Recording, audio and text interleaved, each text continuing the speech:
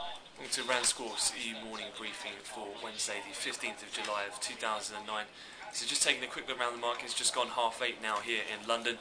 Obviously one of the major things that we're seeing so far today is a bit of a continuation in terms of risk appetite. Again, we did see those positive results in the equities for the beginning of earnings season out of Goldman Sachs and Johnson & Johnson yesterday, and that seemingly following through to aftermarket when Intel posted as well stronger than expected results.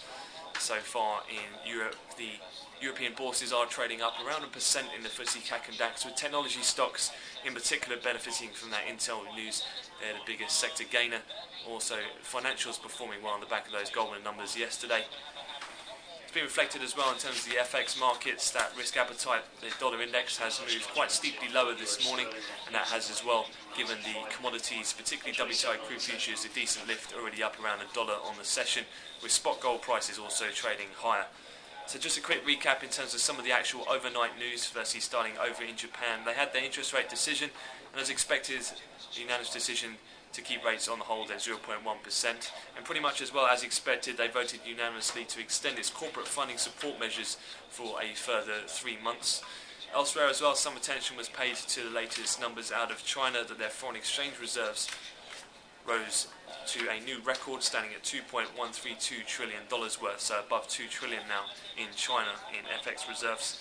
And also related to that, some comments coming out from the PBOC covered in the Chinese Securities Journal newspaper, saying that China should moderately increase its holdings of US Treasuries, and purchase this year should not be any lower than the total of what we saw last year. Again, that's citing a PBOC economist.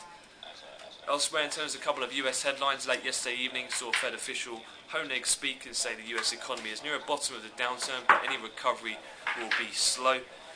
And also, House Financial Services Committee Chairman Barney Frank has said he expects to hear how the Fed will exit its unprecedented expansion of credit when Bernanke testifies next week. Also worth noting, an event that happened overnight and after the market closure was the API crude numbers did see another drawdown in terms of the API crude stocks of 1.1 million, adding to the 1.4 million drawdown of last week. Obviously, attention now turning to the DOE numbers we'll see later on this afternoon. Analysts there also expecting around a drawdown of 2 million for DOE crude oil inventories. In terms of UK news, it is worth noting Bank of England's Charlie Bean said the Bank of England has not halted its QE programme, will decide whether to continue next month. Again, that's when they will have that latest inflation data as well for that report. And also, UK unemployment is expected to have risen. Again, we'll see the unemployment rate for the UK coming out. So the jobless change today is expected to increase to 41,000 from 39,000 last month. So taking a look then in terms of the rest of the calendar, obviously those UK data, we'll see that at 9:30. Elsewhere from the Eurozone, we'll have CPIs for June at 10 o'clock. Major data from the US today at 1:30, we'll have the CPI numbers for June. Analysts are expecting a slight increase from the previous month there on a monthly basis. And then we'll have the Empire Manufacturing. Again, we are looking at a contraction here in the month of July, but again a slight improvement from the previous month.